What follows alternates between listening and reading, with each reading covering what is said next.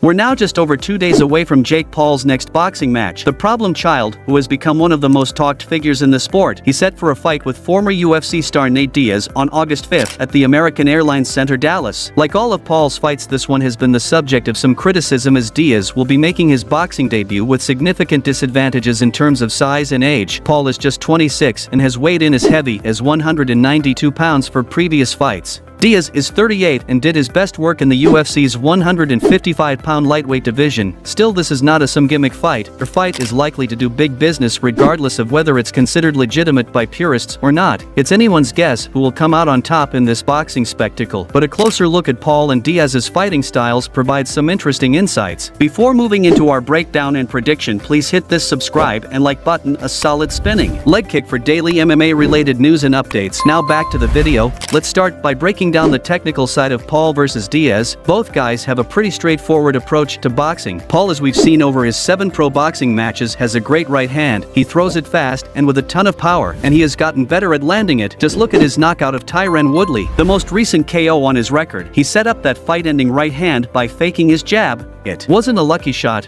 While we're on the subject, his jab is also decent. The fact that he regularly jabs at all is a good sign for such an inexperienced fighter, and he varies his jab is an even better sign. He is not an advanced boxer. That became abundantly clear in his recent split decision loss to Tommy Fury, but he does some things quite well and is clever enough to build strategies around those things. Diaz has never had a pro boxing match, so tape study on him isn't possible. However, his body of work in the UFC gives a good sense of how he will approach his first trip to the ring. Whereas Paul remains a bit clunky and plodding in his movement, Diaz moves well and chains strikes together well. Those skills are as important in MMA as they are in boxing. Diaz understands the importance of attacking the body and favors high-volume salvos over knockout shots. In fact, he has landed the third most strikes in UFC history at 2487. Those weren't all punches, but that figure still paints a clear picture of his approach to fighting. It's difficult to say which of these two fighters has the better technique, since we've never seen Diaz in a boxing match. Still, he was known for his boxing in the UFC, and there's reason to believe that will translate from the cage to the ring. If that's the case, Diaz should be the slightly sharper man in this fight, but we still have to give Paul the upper hand. He's going to have some pronounced physical advantages, and he has become a decent enough boxer, and he should be able to land his shots. What's your prediction, boys? Do tell us in comments section. And that's it for today. Hopefully you enjoyed our efforts, and if you did, please make sure to hit this subscribe and like button, a solid spinning leg kick. Thank you for watching. Peace out.